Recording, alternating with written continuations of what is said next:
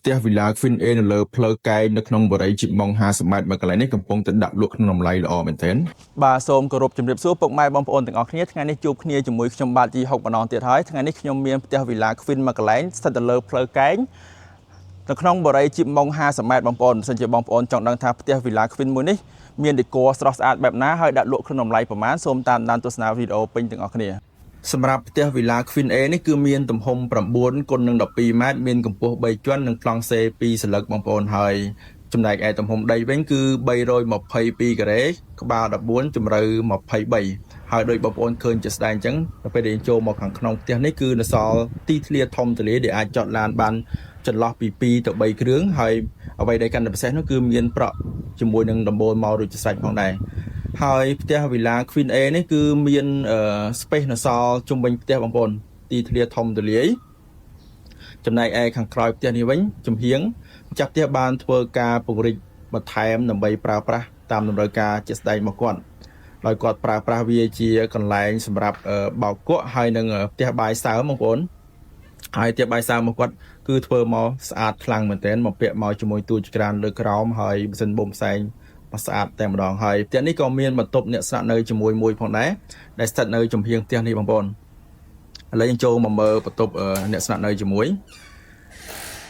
សម្រាប់បន្ទប់អ្នកស្នាក់នៅជាមួយនេះគឺមានទំហំធំល្មមបងប្អូនអាចដាក់ក្រេត្រឹម1.2ម៉ែត្របានហើយនៅជាប់នឹងបន្ទប់គេងអ្នកស្នាក់នៅជាមួយនឹងក៏មានបន្ទប់ទឹកមួយផងដែរសម្រាប់គាត់ប្រើប្រាស់ដោយមិនចាំបាច់ចូលទៅប្រើប្រាស់លោកលំជាមួយនឹងម្ចាស់ផ្ទះទេបងប្អូនស្តង់ដារពីបរិយាមកអញ្ចឹងសម្រាប់ផ្នែកចំហៀងនៃផ្ទះនេះគឺអស់តែប៉ុណ្ណឹងហើយបងប្អូនឥឡូវយើងចូលទៅមើល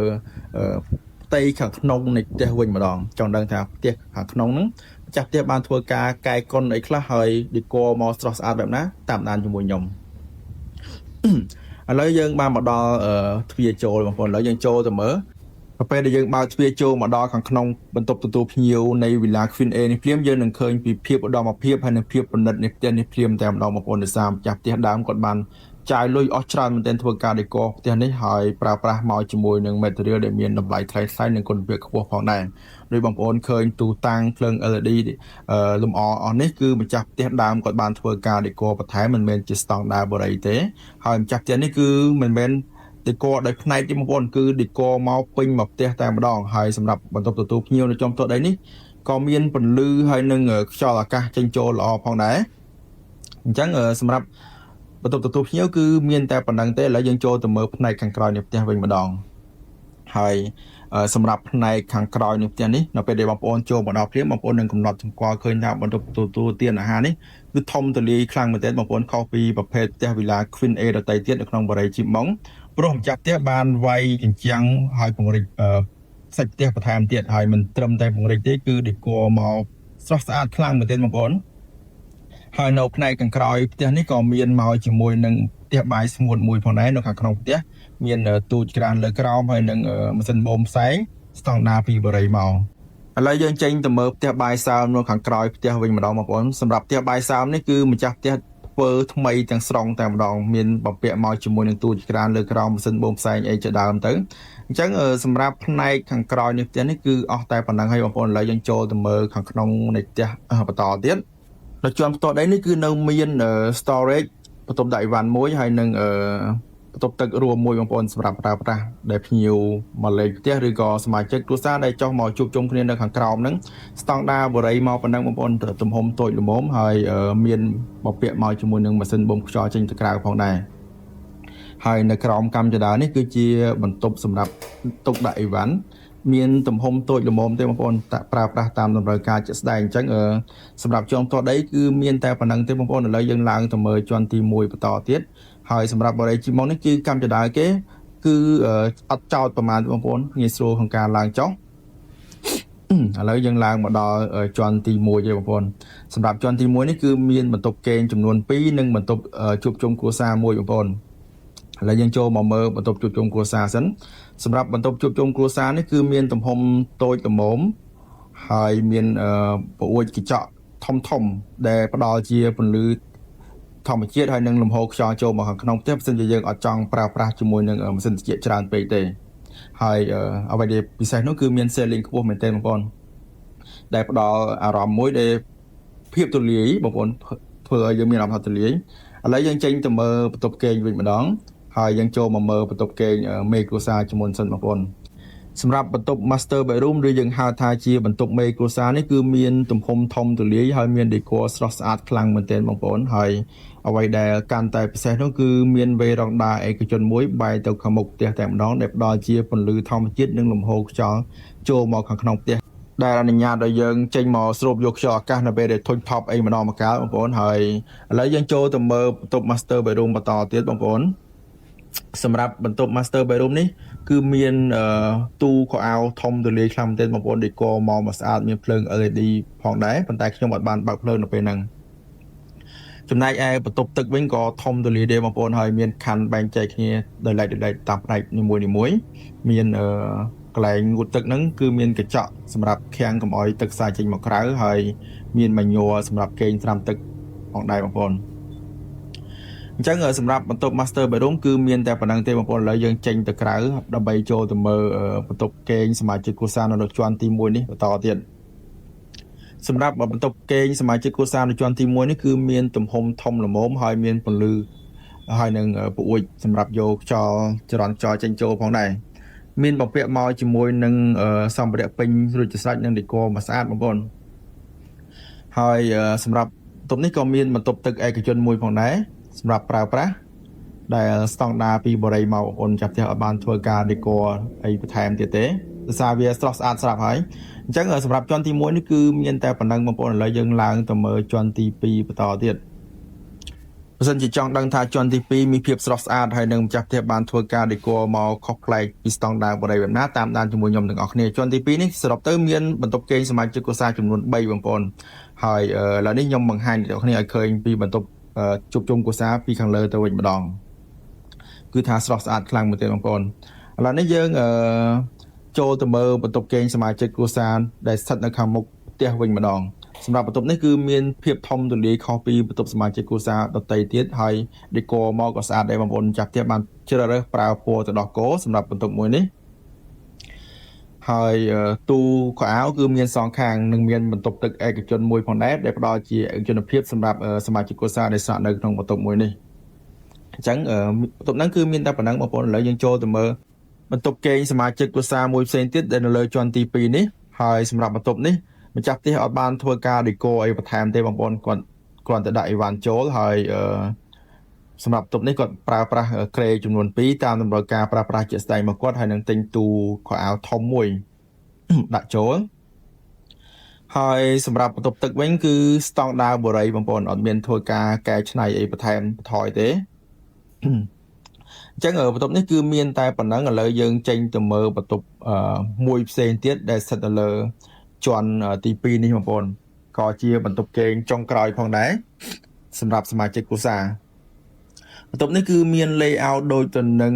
បន្ទប់គេងនៅលើជាន់ទី1ដែរបងប្អូនប៉ុន្តែគ្រាន់តែបន្ទប់នេះម្ចាស់ផ្ទះគាត់អត់បានធ្វើការកាត់ទូទេបងប្អូនគាត់បានទិញទូបដាក់ញាត់ចូលធម្មតាដូចបន្ទប់ដែលខ្ញុំបានបង្ហាញមុននឹងដែរហើយបន្ទប់នេះក៏មានមកជាមួយនឹងបន្ទប់ទឹកឯកជនមួយផងដែរសម្រាប់ផ្ដល់ជាឯកជនភាពសម្រាប់សមាជិកគ្រួសារដែលស្នាក់នៅអញ្ចឹងសម្រាប់ផ្ទះនេះគឺមានតែប៉ុណ្្នឹងទេបងប្អូនបើសិនជាបងប្អូនមានចម្ងល់ចង់ទៅមើលផ្ទះនេះផ្ទាល់ឬក៏ចង់សួរពូមានបន្ថែមអាចតាក់ទងមកលេខស័ព្ទរបស់ខ្ញុំបាននៅក្នុង description ខាងក្រោមសូមអរគុណសម្រាប់ការទស្សនាវីដេអូតាំងពីដើមរហូតដល់ចប់ចាំជួយ Subscribe Channel YouTube របស់ខ្ញុំមួយផងដើម្បីទទួលបានផ្ទះថ្មីៗទៀតដែលកំពុងដាក់លក់ក្នុងតម្លៃល្អៗបងប្អូន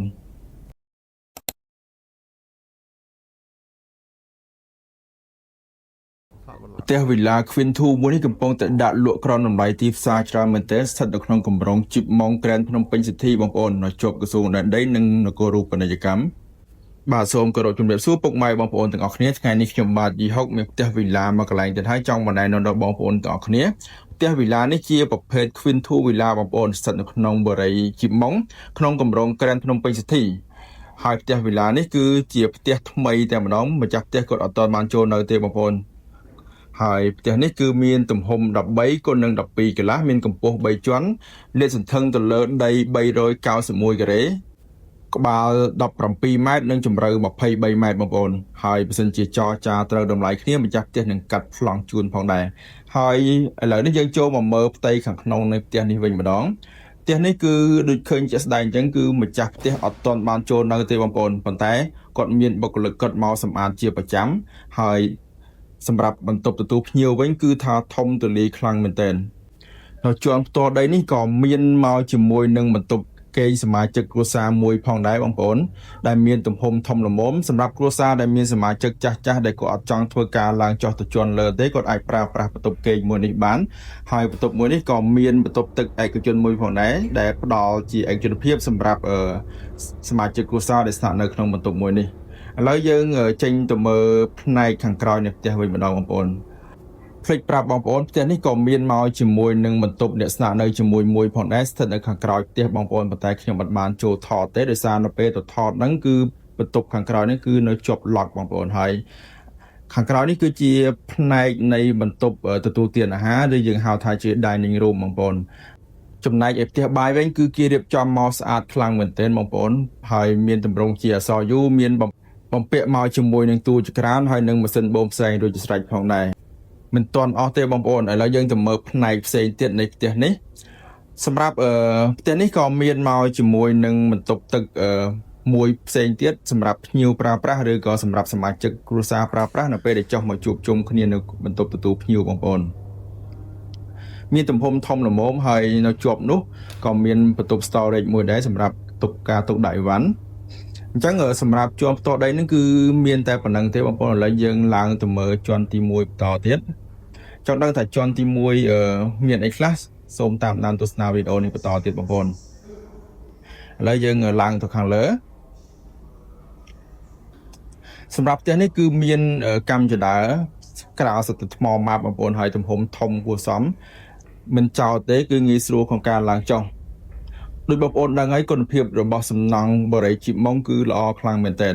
ហើយឥឡូវនេះយើងឡើងមកដល់ជាន់ទី1ហើយបងប្អូនសម្រាប់ជាន់ទី1នេះគឺមានបន្ទប់គេង2និងបន្ទប់ជួបជុំគ្រួសារមួយបងប្អូនហើយសម្រាប់បន្ទប់ជួបជុំគ្រួសារនេះគឺមាន ceiling ខ្ពស់មែនទែននិងមានវេរ៉ង់ដាមួយផងដែរបែរទៅខាងមុខផ្ទះដែលយើងអាចបើកដើម្បីយកពន្លឺហើយនឹងខ្យល់អាកាសបរិសុទ្ធពីខាងក្រៅផ្ទះមកបើសិនជាបងប្អូនអត់ចង់ប្រើប្រាស់ពន្លឺភ្លើងហើយនឹងម៉ាស៊ីនត្រជាក់ទេ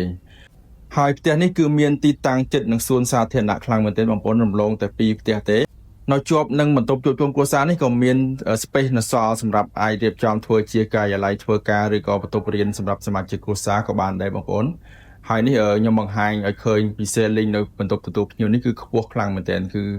ស៊ីអស់2ជាន់បងប្អូនជាន់ទី1ហើយនិងជាន់ទី2ឥឡូវនេះយើងចូលទៅមើលបន្ទប់គេងមេគ្រួសារវិញម្ដងសម្រាប់បន្ទប់គេងមេគ្រួសារនេះគឺដោយបងប្អូនឃើញជាក់ស្ដែងអញ្ចឹងយើងចូលមកគឺឃើញថាទំហំធំខ្លាំងមែនទែនហើយមានមកជាមួយនឹងវេរ៉ង់ដាឯកជនតខ្លួនមួយផងដែរឥឡូវនេះយើងចូលទៅមើលឲ្យកាន់តែលម្អិតបងប្អូនផ្នែកខាងមុខនេះជាទូទៅគឺគេរៀបចំដាក់ជាគ្រែគេងសម្រាប់មេគ្រួសារបងប្អូនហើយនៅជាប់នេះគឺបងប្អូនឃើញជាក់ស្ដែងអញ្ចឹងមាន space សល់ធំខ្លាំងមែនទែនហើយខាងក្នុងនេះជាទូទៅគេរៀបចំធ្វើជាទូកៅអៅឬក៏បន្ទប់គ្រឿងអលង្ការតាមការដេក័រតាមតម្រូវការប្រើប្រាស់ជាក់ស្ដែងរបស់ម្ចាស់ផ្ទះម្នាក់ៗហើយសម្រាប់បន្ទប់ទឹកវិញក៏ធំទូលាយដែរបងប្អូនហើយមានមកជាមួយនឹងមញ័រគេងត្រាំទឹកដែលខុសប្លែកពីបន្ទប់ទឹកសមាជិកគ្រួសារដទៃទៀតហើយសម្រាប់បន្ទប់នេះគឺមានខណ្ឌបែងចែកកន្លែង shower កន្លែងងូតទឹកការឈូកដាច់ដោយឡែកផងដែរឥឡូវនេះបន្ទប់គេងមេគ្រួសារគឺមានតែប៉ុណ្្នឹងទេឥឡូវយើងចូលទៅមើលបន្ទប់សមាជិកគ្រួសារដែលស្ថិតនៅលើជាន់ទី1នេះវិញម្ដងបងប្អូនសម្រាប់បន្ទប់គេងសមាជិកគ្រួសារស្ថិតនៅជាន់ទី1នេះក៏មកជាមួយនឹងបន្ទប់ទឹកឯកជនមួយផងដែរអញ្ចឹងសម្រាប់ការស្នាក់នៅក្នុងផ្ទះមួយនេះគឺមានឯកជនភាពពេញលេញតែម្ដងសម្រាប់សមាជិកគ្រួសារនីមួយៗហើយសម្រាប់បន្ទប់ទឹកសមាជិកគ្រួសារនេះគឺមកជាលក្ខណៈស្តង់ដារបែបហ្នឹងបងប្អូនអញ្ចឹងសម្រាប់ជាន់ទី1នេះគឺមានតែប៉ុណ្្នឹងទេបងប្អូនឥឡូវយើងនាំគ្នាទៅមើលនៅជាន់ទី2វិញម្ដងហើយសម្រាប់ ជាន់ទី2នេះគឺអត់មានការកែច្នៃអីបន្ថែមទេគឺស្តង់ដារបរិយាបកលជូនម្ចាស់ផ្ទះបែបណាគឺម្ចាស់ផ្ទះគាត់រក្សាទុកនៅទម្រង់ដើមដដែលហើយសម្រាប់ជាន់ទី2នេះគឺមានបន្ទប់គេងចំនួន3បន្ថែមទៀតបងប្អូនអញ្ចឹងផ្ទះនេះសរុបទាំងអស់មាន6បន្ទប់គេងបើរាប់ទាំងបន្ទប់អ្នកស្នាក់នៅជាមួយផងគឺមានសរុបទាំងអស់7បន្ទប់គេងបងប្អូនហើយឥឡូវយើងចូលមកមើលបន្ទប់គេងសមាជិកគ្រួសារនៅខាងមុខនៅលើជាន់ទី2នេះសម្រាប់បន្ទប់សមាជិកគ្រួសារជាន់ទី2នេះដែលស្ថិតនៅខាងមុខផ្ទះនេះក៏មានមកជាមួយនឹង space ធំផងដែរហើយមានវេរ៉ង់ដាផ្ទាល់ខ្លួនហើយ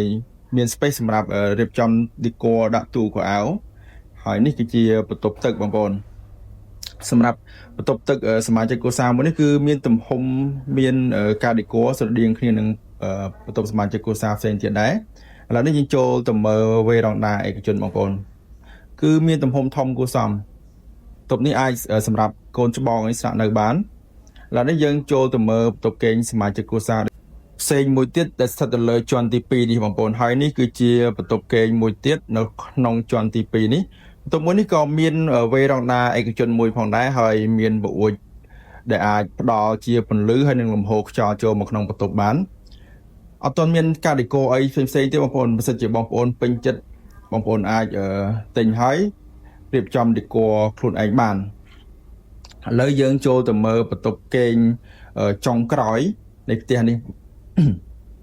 សម្រាប់បន្ទប់គេងមួយនេះគឺមាន layout ដូចទៅនឹងបន្ទប់គេងសមាជិកគ្រួសារដែលស្ថិតនៅជាន់ទី1ដែរបងប្អូននិងមានបន្ទប់ទឹកឯកជនមួយដោយបន្ទប់ខាងក្រោមដែរបងប្អូនឥឡូវយើងចូលទៅមើលបន្ទប់ទឹកសម្រាប់បន្ទប់ទឹកគឺស្តង់ដារបែបហ្នឹងបងប្អូនមានជាម៉ាស៊ីនបូមខ្យល់មាន shower មានអីប៉ុណ្ណឹងអញ្ចឹងសម្រាប់ផ្ទះនេះគឺមានតែប៉ុណ្ណឹងទេបងប្អូនមិនសិនជាបងប្អូនចាប់អារម្មណ៍ចង់មកមើលផ្ទះនេះដល់ទីតាំងផ្ទាល់អាចតាក់ទងមកខ្ញុំបានហើយផ្ទះនេះគឺដាក់លក់ក្នុងតម្លៃចរចាបងប្អូនមួយទៀតបងប្អូនផ្ទះនេះគឺបែរមុខទៅទិសខាងត្បូងដូច្នេះហើយផ្ទះនេះគឺអត់ក្តៅទេបងប្អូនអញ្ចឹងអរគុណសម្រាប់ការទស្សនាវីដេអូតាំងពីដើមរហូតដល់ចប់ចាំជួយ Subscribe Channel YouTube របស់ខ្ញុំមួយផងដើម្បីទទួលបានផ្ទះថ្មីៗបន្តទៀត